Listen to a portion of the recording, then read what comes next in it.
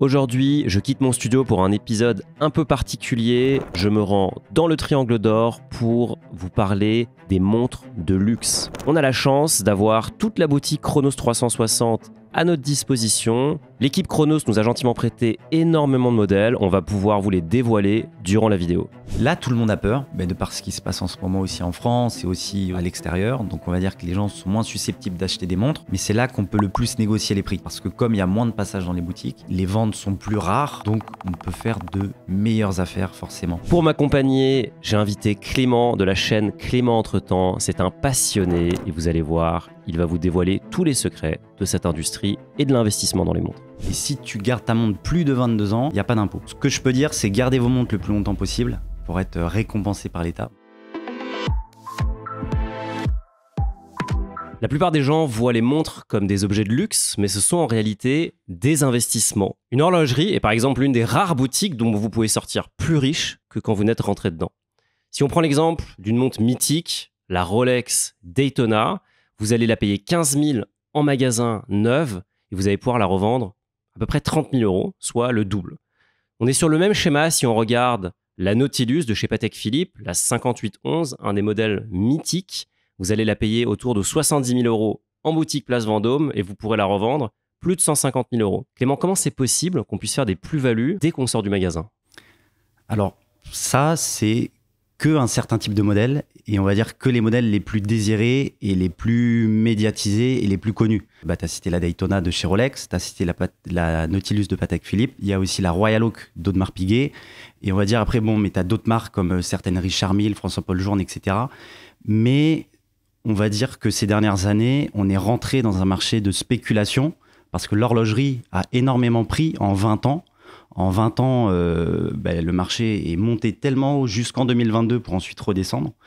Donc, il y a différents facteurs qui peuvent expliquer ça. Il y a déjà la pandémie, où si tu veux, pendant la pandémie, en fait, les gens qui avaient un peu de sous ne savaient pas quoi faire de leur argent. Donc, ils achetaient des produits de luxe, dont des montres.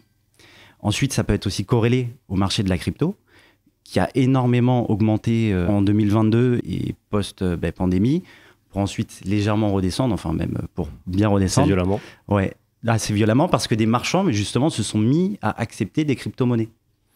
Ce qui fait que ceux qui avaient des cryptos et beaucoup de cryptos, le seul moyen de les sortir pour ne pas payer de taxes, c'est d'acheter des biens tangibles, dont des montres.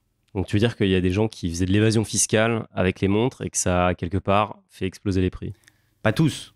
Mais on va dire... Mais ça expliquait une partie. Ça a expliqué une partie. Après, c'est vrai que quand tu vas dans une boutique Rolex, on va dire qu'il y a plus de demandes qu'il y a de montres sur le marché. Donc forcément, mécaniquement, on va dire que quand tu vas acheter ta Daito à 15 600 euros de mémoire, tu peux la revendre dans la journée 25 000, 26 000, en fonction à qui tu vas la vendre. Bien sûr, ouais. Voilà. Après, ça touche qu'un petit nombre de modèles. Sinon, la grande majorité des marques, on va dire, perd de la valeur quand tu rentres de la boutique et que tu l'achètes. Comme une voiture d'occasion. Exactement. Mais tu prends l'exemple des voitures, mais certaines Porsche, ou même certaines Ferrari, tu en as une, et tu peux la revendre plus cher directement. Justement, parle-nous peut-être des maisons. Qu'est-ce qui fait qu'aujourd'hui Rolex, c'est devenu un nom mythique? C'est quoi l'histoire derrière Rolex? Alors, Rolex a été créé par Hans Wilsdorf en 1905 avec son beau-frère. Et si tu veux, lui, il a tout de suite compris une chose, c'était de mettre ses montres à des gens qui sont sportifs. Donc, à des gens qui accomplissent des exploits. Et c'est pour ça que Rolex est très lié à la montre de l'exploit. Comme par exemple la Rolex Oyster que portait une nageuse britannique quand elle a traversé la Manche, où justement, elle est ressortie, sa montre était toujours étanche. Maintenant, mais c'est pas grand-chose mais d'avoir une montre étanche, mais on va dire qu'à l'époque, c'était une révolution. Ensuite, tu as eu différents autres modèles, mais comme la Submariner qui est arrivée en 53, où si tu veux, c'est l'une des premières montres de plongée étanche à plus de 100 mètres. Voilà. Donc, mais c'était quand même une belle prouesse. Ensuite, tu as eu la Daytona au niveau de la course. Et puis après, tu as la gamme d'Edges, des Date, etc. qui sont arrivés aussi. Ensuite, tu as l'aspect, pour Rolex, on va dire, ce qui vraiment diffère mais des autres marques, c'est que vraiment, ils contrôlent tout. Donc, ils ont racheté tout un tas de leurs sous-traitants dans les années 1900, 1950. Et si tu veux, ça leur a permis de tout internaliser et vraiment de gérer la production de montres, enfin la production de leurs montres en interne. Alors qu'on va dire que l'histoire de l'horlogerie, c'est un peu l'établissage où justement, en fait, chacun a un métier en particulier qui s'y connaît parfaitement bien et les marques font appel justement à différents ateliers et c'est normal qu'il y ait de la sous-traitance. Rolex, eux, ils ont vraiment acheté un maximum de sous-traitants, pas tous, et ils ont réussi à internaliser justement leur production et aussi d'un point de vue marketing, toujours dans l'excellence, dans le dépassement de soi. Et c'est vrai que il y a une phrase un peu mythique qu'a dit Jacques Séguéla, si on n'a pas une Rolex à 50 ans, on a raté sa vie. C'est vrai que Rolex s'est implantée un peu comme la marque de l'excellence et c'est pour ça qu'elle est numéro 1 et qu'elle dépasse toutes les marques à l'heure actuelle et qu'une Rolex est beaucoup plus liquide et aussi plus abordable que certaines autres marques qu'on a citées avant. Mais c'est ça, selon moi. Et ils produisent combien de montres par an chez Rolex? Chez Rolex, on est entre 1,2 million et 1,3 million en 2023. Donc c'est quand même une grosse production. Ils vont augmenter. C'est énorme. En 2029, ils ont prévu d'ouvrir une usine dans le canton de Fribourg, l'usine de Bulle, où ils ont investi plus d'1 milliard. Et justement là, ils comptent augmenter tout doucement la production, mais j'ai eu quelques échos comme quoi ces prochaines années aussi, ils comptaient passer à environ 1 500 000 pièces. Après, à voir si ça se fera, mais déjà, on va dire 1,2 million, 1,3 million, on est quand même vachement haut. À l'autre bout du spectre, tu as Patek Philippe. Ouais. C'est quoi l'histoire de cette maison? L'autre bout du spectre, honnêtement, elle est pas très loin. Elle est dans le top 5 du coup. En termes de production, je veux dire. Ah, en termes de production, oui. Mais c'est vrai que Patek Philippe, on est aux alentours des 60 000 pièces par an, ce qui n'a rien à voir. Après, on est dans des prix beaucoup plus conséquents. Aussi, on est dans un savoir-faire. En fait, on est moins dans une industrie. Rolex, c'est vraiment machine. On produit. Même si les mouvements sont assemblés à la main et que la montre finale aussi, on va dire que Patek Philippe, c'est un peu plus une manufacture au sens propre du terme, donc c'est-à-dire à la main, etc., mais qu'on vient venir assembler les pièces. Patek Philippe, si tu veux, c'est une collaboration en Antoine Norbert de Patek et Czapek en 1839, si je ne dis pas de bêtises. Et puis, on va dire qu'ils ont vite pris cette aura de faire des montres très compliquées. Comme il y a la grave super complication qu'ils ont fait pour une pièce unique, pour un de leurs clients historiques. C'est des montres à poignet ou c'est des montres à gousset? Ça, c'est une montre à gousset. Au début, on était vachement montre à gousset dans les années 1800. Et puis, on va dire qu'au début des années 1900, sous l'impulsion de Santos, donc de l'aviateur, où justement Cartier lui a commandé, où Santos a commandé à Cartier une montre au poignet comme c'était un aviateur. C'est à partir de là que les marques se sont dit « Ok, on va commencer à faire des montres au poignet ». Bon, mais ça a pris quand même quelques dizaines d'années mais pour voir apparaître les toutes premières montres poignées de série. Mais Patek Philippe, c'est vrai qu'ils sont surtout connus pour être vraiment l'horloger avec des complications de fou. Après, il y a la Nautilus, il y a l'Aquanaut, la Nautilus qui est sortie en 1976, designée par Gérald Genta, qui a aussi fait la Royal Oak. Tu vois, mais donc on va dire que un peu tout s'entremêle, où justement tu as la Royal Oak qui est sortie en 72, et puis après la Nautilus qui est venue en 76, quelques années plus tard. D'ailleurs, il me semble que ce soit la Nautilus ou la Royal Oak, ça n'a pas été des cartons monumentaux à leur sortie. Aujourd'hui, c'est devenu des best-sellers. Qu'est-ce qui fait la qualité d'une montre? C'est très subjectif. La qualité de ces montres. Franchement, c'est très subjectif. Prenons un exemple. Bon, là, je tiens une magnifique Royal Oak en quantième perpétuel qui est incroyable. Quand elle est sortie, quand la Royal Oak est sortie, en fait, c'était la première montre sport chic avec un bracelet en acier intégré et aussi un bracelet intégré. Mais parce qu'en 72, même avant, on va dire que c'était que des montres poignées rondes dans un style très classique. Et là, si tu veux, Audemars Piguet a vraiment frappé très fort. Bon, là, tu vois, là, je manipule une 15-500, donc une Royal Oak cadran bleu 3 aiguilles. C'est une version assez contemporaine, du coup. Ça, on va dire que ça, c'est la version la plus classique. Mais la plus connue, ça reste la Jumbo. Bon, là, à l'heure actuelle, c'est la référence 16202, où là, c'est la 2 aiguilles extra plate. De mémoire, on est à 8,3 mm d'épaisseur pour la montre. avec un bracelet intégré, très bien fini.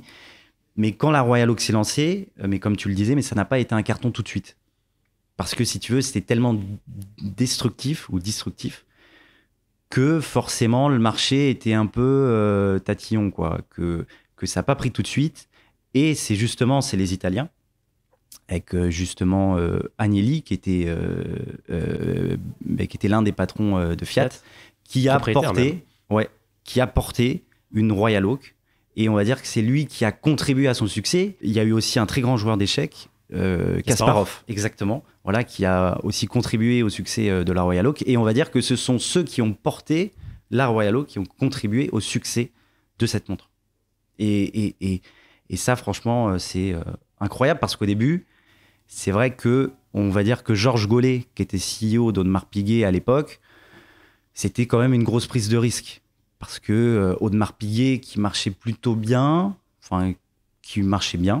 mais qui voulait vraiment aller de l'avant. Et d'ailleurs, ce sont ces détaillants italiens qui lui ont fait confiance pour la Royal Oak en tout premier et qui lui ont acheté justement des pièces, mais pour les vendre. Donc on va dire que l'Italie, qui est un haut lieu de l'horlogerie, notamment sur les cadrans Patrizzi, Zénith, etc., sur les Daytona, a contribué au succès de cette montre, indirectement. Tu as parlé de l'aura que les montres pouvaient avoir, le fait que les Italiens avaient créé une espèce de hype en fait autour des Royal Oak. Est-ce que les matériaux dans lesquels les montres sont fabriquées influent sur le prix et la valeur à la revente? On va dire que les montres les plus accessibles sont les plus désirées, parce que forcément, c'est plus accessible pour monsieur tout le monde.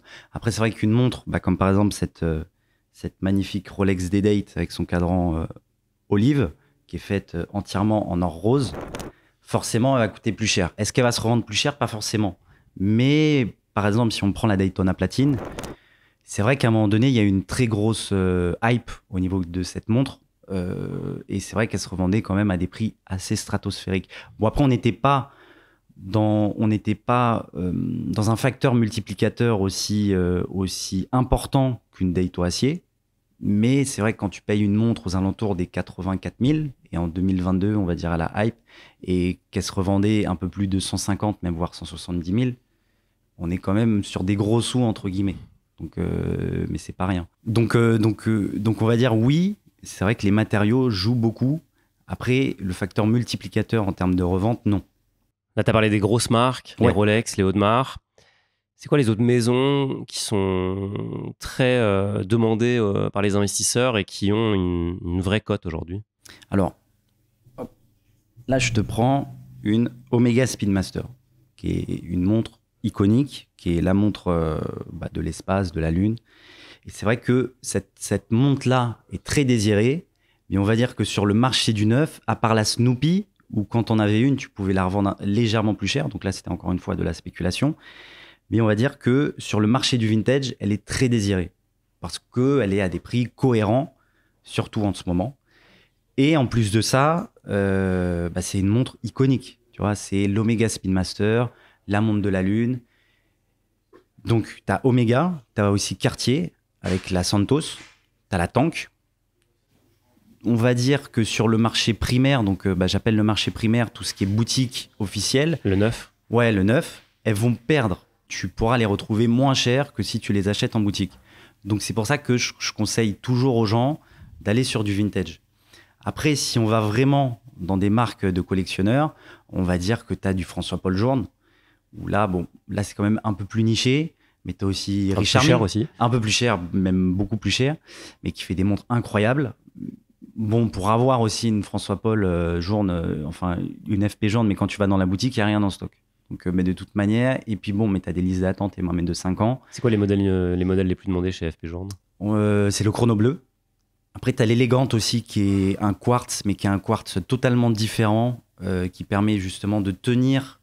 En fait, si tu la portes pas pendant un certain temps, la montre va enregistrer le positionnement des aiguilles, et quand tu vas la reprendre, elle aura enregistré le temps qu'il y aura eu de décalage, et elle va se remettre à l'heure elle-même.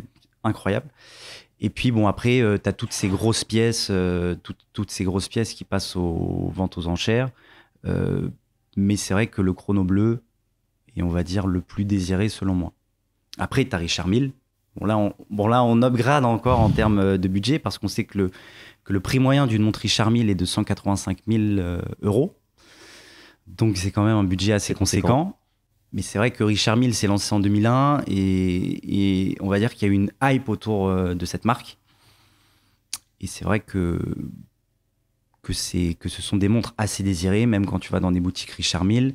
Peut-être que ça a changé à l'heure actuelle, mais dernièrement, on va dire que tu pouvais pas te mettre sur une liste d'attente pour une montre. À part certains modèles Certi, mais bon, on est plus aux alentours des 600, 700 000 euros, quoi. Donc là, on est vraiment dans un budget qui est totalement différent.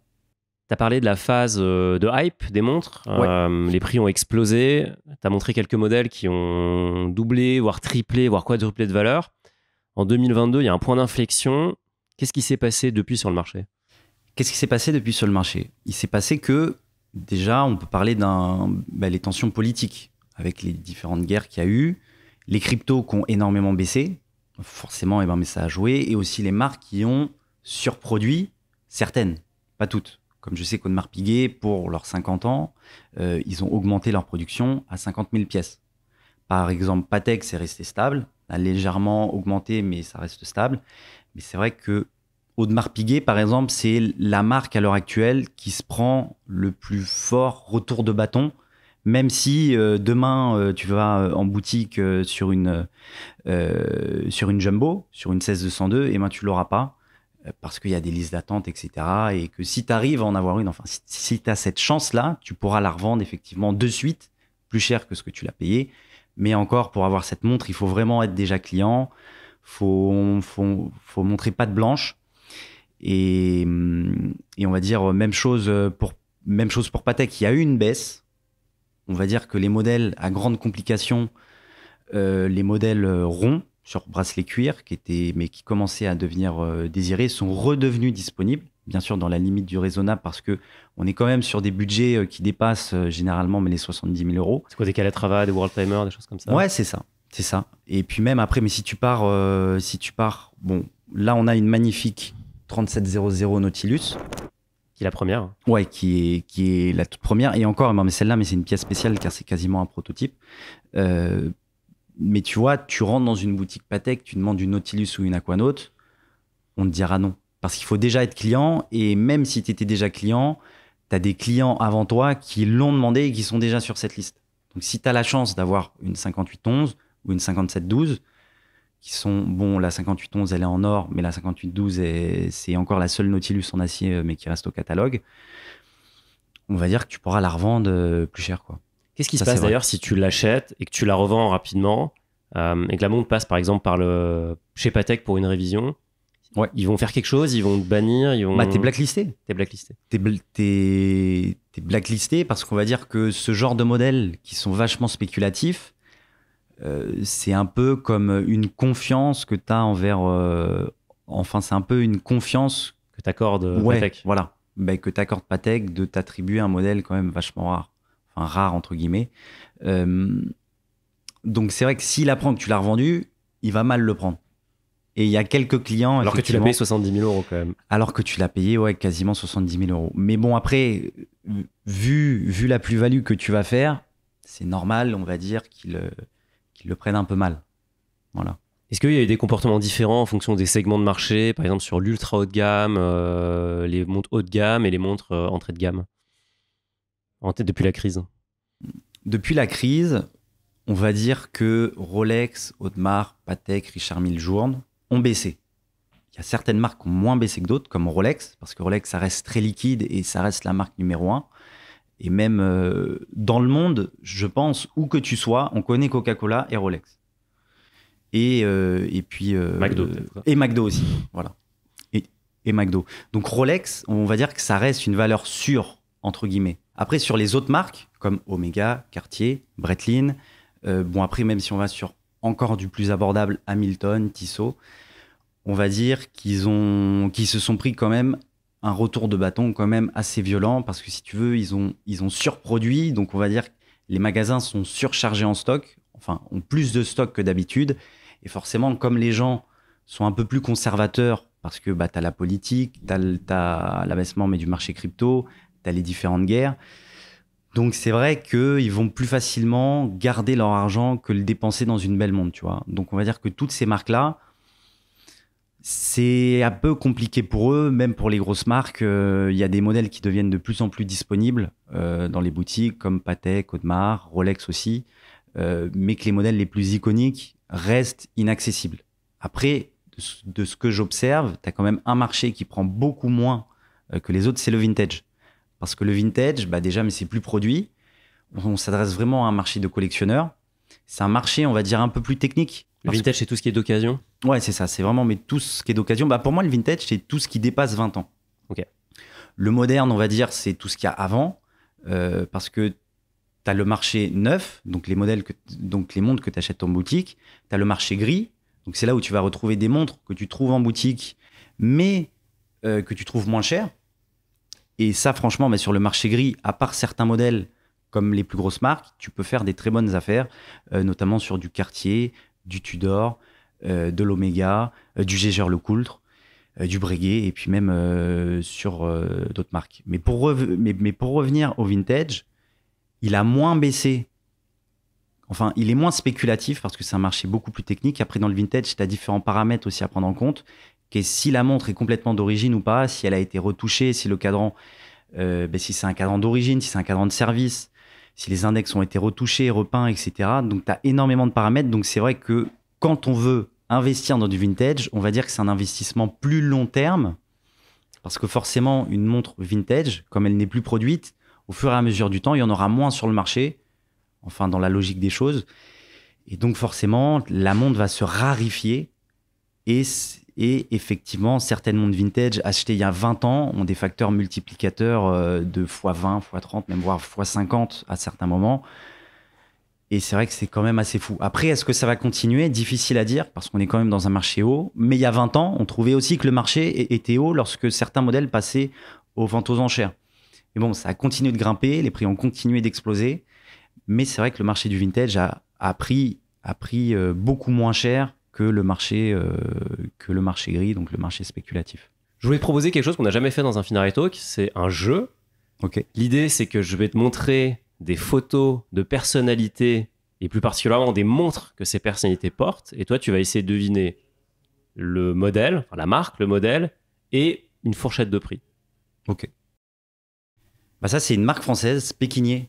Pékinier, on va dire que c'est l'une des seules marques françaises qui a vraiment insisté sur le fait de faire un mouvement France. Il y en a d'autres, mais bon, la marque est un peu en difficulté, même si elle a été reprise par un fonds français. Et même si Emmanuel Macron a investi dedans, enfin acheté c'est vrai, c'est vrai que je crois qu'il y a un modèle qui s'appelle Élysée, et justement, c'est la montre du président français. Mais c'est vraiment une très très belle manufacture. Pékinier, pour moi, un peu sous-coté. Après, on est dans des designs, tu vois, très classiques, boîtier rond, ouais. Bracelet cuir. Donc, on va dire que ça s'adresse pas à tout le monde. Et c'est peut-être ça le problème mais de la marque, mais ça reste une très belle maison. Et ça coûte combien, ça, tu penses? J'irais aux alentours entre 5 et 10 000, je pense. Ok, on continue avec quelqu'un dont on parle très souvent dans les Finari Talk, c'est Warren Buffett. Qu'est-ce qu'il porte, là, Warren? Warren Buffett, il porte l'une des montres qu'on a là. Bon, c'est pas exactement la même référence, mais c'est cette montre-là. Tiens, je te rends ton téléphone. C'est cette Rolex D-Date. Bon, là, c'est en or jaune. Et je pense qu'elle est légèrement vintage. Et puis, bon, avec un bracelet aussi différent. Niveau prix, je dirais qu'on est dans les 60 000, grosso modo. Aux alentours de 60 000. Aux alentours des 60 000. Ouais. Allez, on enchaîne avec mon ami Jeff, que je salue. Jeff Bezos. Jeff Bezos Okay. Et son très beau chapeau de cow-boy. Qu'est-ce qu'il nous a mis là? Et qui porte la montre au-dessus du pull. Et ça, il me semble qu'il faut être milliardaire pour le faire. J'ai lu ça quelque part. Bah, figure-toi. En tout cas, il faut s'en foutre de tout, à peu près. Ça, c'est une Omega Speedmaster qu'on a parlé aussi un peu avant. C'est la montre de la Lune. Après, est-ce que c'est un clin d'œil par rapport aux astronautes? Probablement. Parce que Blue comme Origin, voilà, parce un gros fan de l'espace. Parce que les astronautes, mais si tu veux, ils portaient leur montre au-dessus de leur combinaison. Ok. Ils avaient un grand bracelet NATO, un long bracelet NATO, et si tu veux, ils la portaient à leur poignet, mais au-dessus. Donc, est-ce que c'est un clin d'œil ou pas? Mais bon, mais c'est une Omega Speedmaster, une montre, la montre de la Lune, quoi. Le prix? Je dirais entre 9 et 12. grosso modo. On enchaîne avec un politicien qui doit avoir un très beau salaire puisque c'est le président du Cambodge, un pays C'est magnifique. Enfin, a priori pas très démocratique puisque la montre, attention. Ouais. Ouais, c'est un beau pays aussi, mais bon. Alors qu'est-ce que c'est? Qu'est-ce qu'il porte notre ami le président cambodgien? Bah là, il porte une Patek Philippe, grande complication.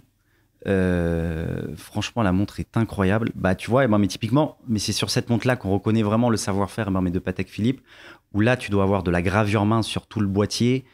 Et c'est quoi? C'est des centaines d'heures de travail, ça? Plus, même, bah, peut-être même plus, mais c'est vrai que c'est des centaines d'heures de travail, tu vois.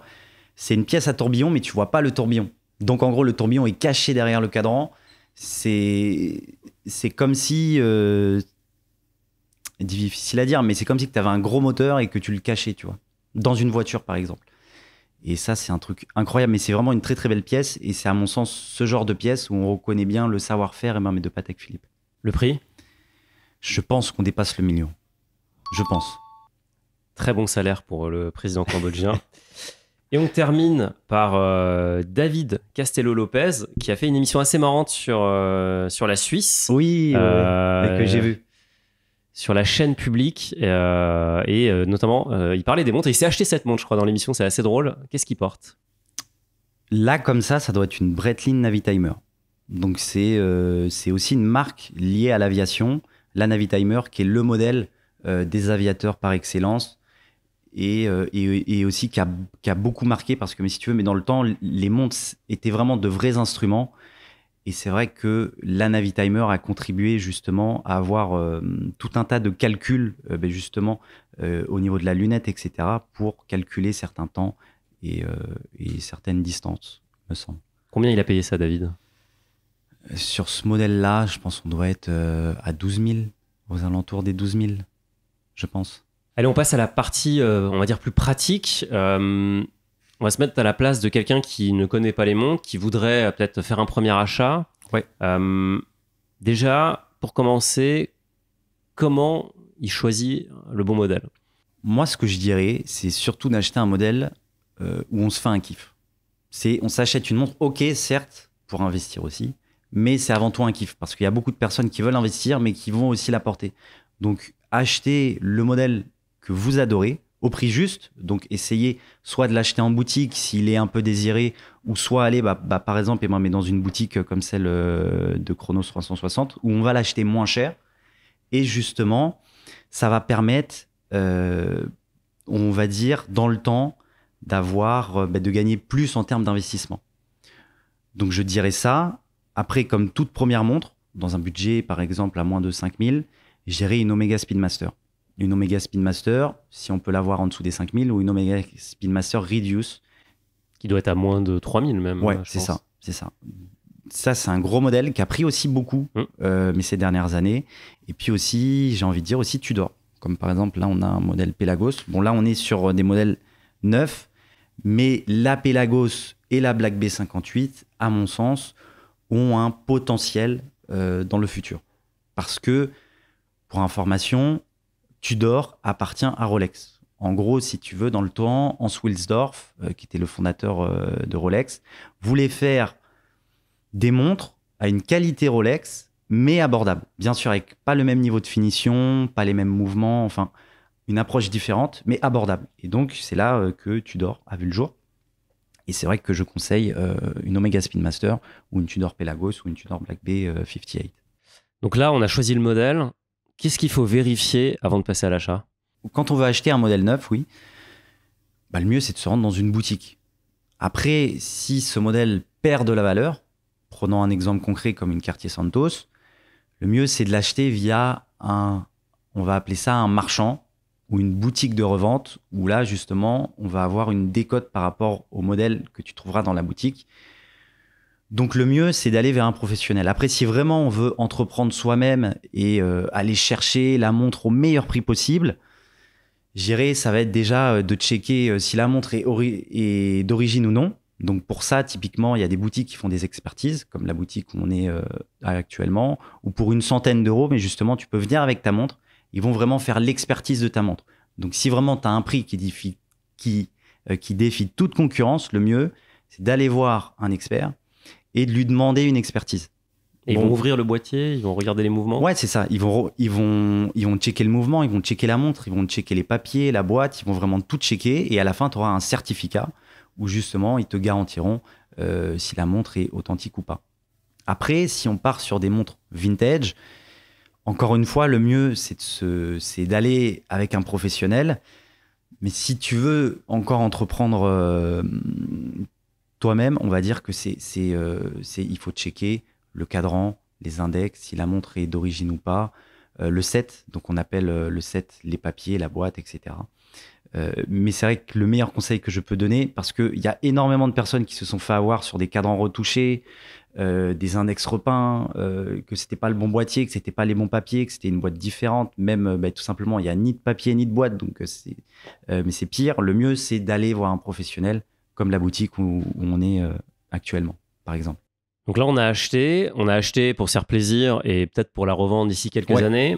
Comment ça va se passer au moment de la revente niveau fiscalité? Tu as les 6% qui est la taxe des objets précieux, et si tu gardes ta montre plus de 22 ans, il n'y a pas d'impôt. Donc ça récompense même les gens qui collectionnent. C'est ça. Donc ce que je peux dire, c'est garder vos montres le plus longtemps possible pour être récompensé par l'État, bon, même si c'est pas le but. Bah, du coup, je te propose d'aller dans l'hyper concret et on va faire par palier de prix. Okay. On va commencer à moins de 5000. Tu as cité quelques modèles, mais est-ce qu'il y en a d'autres qui te viennent à l'esprit? Il y en a d'autres, ouais. Donc je citais l'Omega Spin Master, Tudor Pelagos, Tudor Black B58. Après, tu as la Jaeger LeCool de Reverso. Si tu peux trouver une Cartier Santos Vintage aussi, on va dire que ça a un fort potentiel aussi. Et je pense que c'est déjà bien. On monte d'un cran, moins de 10 000 euros, entre 5 et 10 000. Moins de 10 000 euros, Rolex Datejust 1601. Simple, efficace. C'est à mon sens. En 36, du coup ouais, en 36. Honnêtement, elle passe à n'importe quelle poignée. Personnellement aussi, j'adore cette montre. Après aussi, si t'es un peu plus pointu, tu peux toujours continuer à aller sur des Omega Spin Master, bien précises. Et si tu arrives aussi peut-être des Rolex, mais des Rolex Submariner, et encore, je suis pas sûr que tu en trouves à moins de 10 000 euros. Justement, on va monter d'un cran, 20 000, moins de 20 000. 20 000 Rolex Submariner. Pour moi, Rolex Daytona aussi, par exemple, comme la Daito qui est aux alentours des 20 000. Bon, là, on est vraiment sur la fourchette un peu plus haute.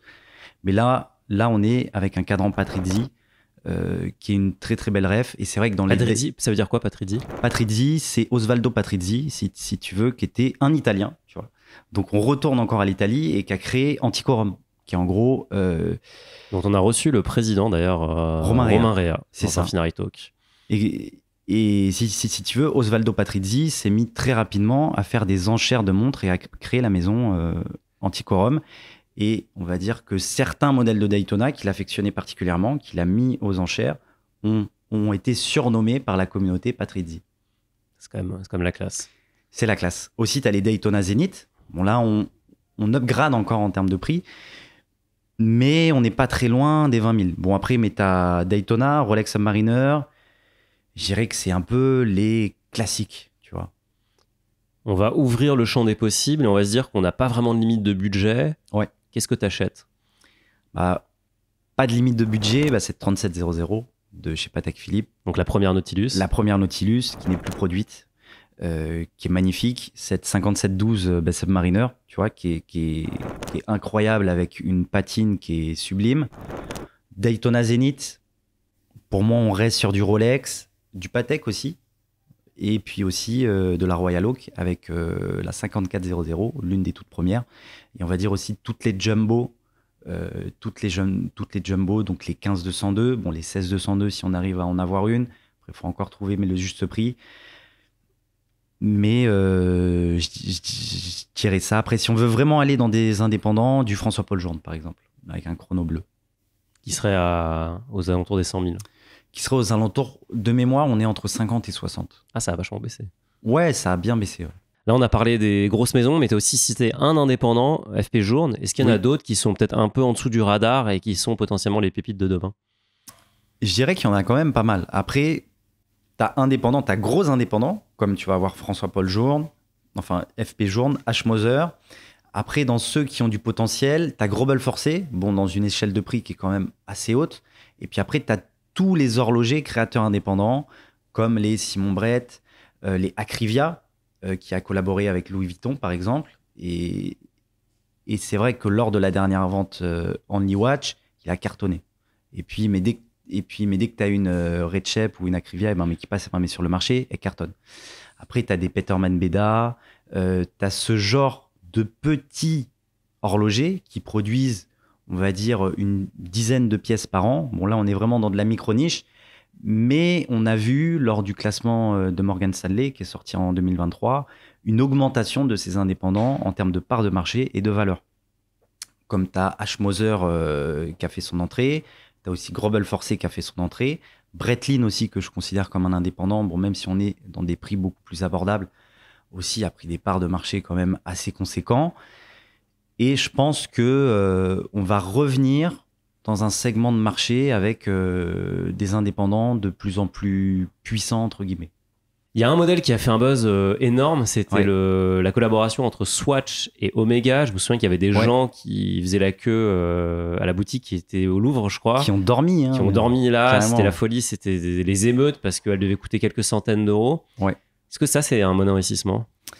Je considère pas ça comme un investissement. Je considère ça comme une première montre que tu t'achètes vraiment pour le kiff. Il y a eu des spéculations, tu vois, mais à l'heure aujourd'hui, tu peux l'acheter moins cher que ce que tu l'as acheté parce que Swatch produit tellement de montres qu'au début, effectivement, ils n'ont pas assez produit et je pense qu'ils n'ont pas vu. Enfin, ils ne pensaient pas que la hype allait être aussi violente.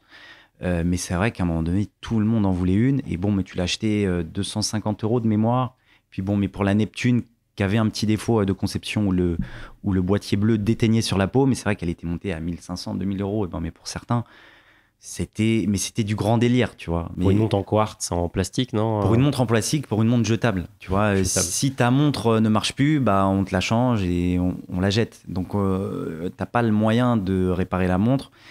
Mais c'est vrai qu'on était dans un plein délire. Je ne considère pas ça comme un investissement parce que la preuve, ça a énormément redescendu. Et tu vas dans la boutique là, qui est pas très loin, celle des Champs-Élysées, la boutique Swatch, tu les trouves pratiquement toutes. Après, ça a été un bon moyen pour mettre une montre au poignet à des jeunes et aussi pour redonner l'envie aux gens d'apprécier l'horlogerie, entre guillemets. Et c'est vrai que beaucoup se sont intéressés à l'Omega Speedmaster de par cette montre. Où justement, j'avais un abonné mais qui m'avait contacté, qui m'a dit « Ouais, j'ai eu une Neptune, je l'ai revendue 2100 et grâce à ça, ça m'a servi d'apport pour acheter une Omega Speedmaster. » Comme quoi, incroyable. Très bonne affaire. Justement, toi, qui rencontres pas mal de collectionneurs, d'investisseurs, c'est quoi les profils ? Est-ce que tu es plutôt sur des gens qui cherchent l'objet ou des gens qui sont là pour spéculer ? Je dirais qu'il y a un entre-deux. Il y a beaucoup de collectionneurs qui vont collectionner les montres, mais qui aiment bien savoir que leur collection ne part pas en valeur. Et si jamais ils ont un coup de mou, si jamais il y a une difficulté qui pourront justement la revendre pour justement combattre cette difficulté. Et je dirais que ça, c'est le plus grand nombre. Et j'ai envie de dire, c'est un peu normal. Mais tu n'as pas envie d'acheter un objet et qu'elle perde 50% de sa valeur directe et que ça soit une tannée à revendre. Après, tu as des spéculateurs, mais on va dire que tous ces gens-là, ils se sont fait un peu évincer de par la baisse du marché. Donc là, on revient sur des bases un peu plus solides et beaucoup moins spéculatifs. Donc on revient sur un marché un peu plus sain. Et c'est vrai qu'il y a vraiment mes 5 modèles qui ont pris énormément et qui ont redescendu, tu vois.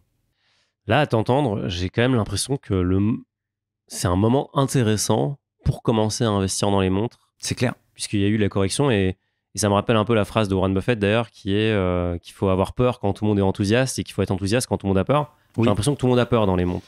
Là, tout le monde a peur. Bon, de par ce qui se passe en ce moment aussi en France et aussi à l'extérieur. Donc, on va dire que les gens sont moins susceptibles d'acheter des montres. Mais c'est là qu'on peut le plus négocier les prix. Parce que comme il y a moins de passages dans les boutiques, comme il y a on va dire, les ventes sont plus rares, donc on peut faire de meilleures affaires forcément. Et puis l'horlogerie est cyclique. Il y a aussi eu par exemple pour la crise de 2008, avant 2008, ça avait quand même bien augmenté, bon pas autant, Et puis après la crise des subprimes, ça avait baissé, tu vois, le marché avait énormément baissé. Donc on va dire que l'horlogerie est un marché cyclique et cette hausse reviendra, peut-être pas aussi haut que ce qu'on a connu en 2022, mais ça l'avenir nous le dira, quoi. Mais c'est vrai que là, il y a de très belles opportunités à prendre à l'heure actuelle. Si je suis un investisseur et que j'ai 10 000 euros à investir, est-ce que j'ai pas plus intérêt à acheter une petite Swatch à quelques centaines d'euros, puis à investir les 9 800 euros dans des actions, Ailleurs, plutôt que de mettre 10 000 euros dans une Datejust ou dans une montre ou dans plusieurs montres? bah, si on revient en arrière, 20 ans en arrière, bon, l'horlogerie n'est pas ce qu'elle était en termes de désirabilité, grâce aux réseaux sociaux, etc. On va dire que si tu achetais par exemple une Daytona, que tu trouvais relativement facilement dans une boutique et que tu décidais de la revendre là, je pense que tu aurais gagné plus d'argent en revendant cette Daytona qu'avec des actions, à mon sens. Donc c'est vrai que si on se base d'un point de vue purement investissement, c'est forcément intéressant. Mais c'est vrai qu'il y a 20 ans, on était dans un marché où très peu de personnes s'intéressaient à l'horlogerie, où c'était encore une micro-niche. Là, on est dans un marché beaucoup plus large, où il y a beaucoup plus de personnes qui s'intéressent à l'horlogerie. Ça continuera. À mon sens, il y aura toujours de plus en plus de personnes. Et moi, via ma chaîne, j'essaye toujours d'étendre l'horlogerie, tu vois, de plus en plus aux jeunes et à de nouveaux passionnés. Après, il y a une anecdote, tu vois, il y avait un collectionneur qui voulait seulement investir. Son but, c'était que d'investir. Vraiment, il s'en fichait du produit.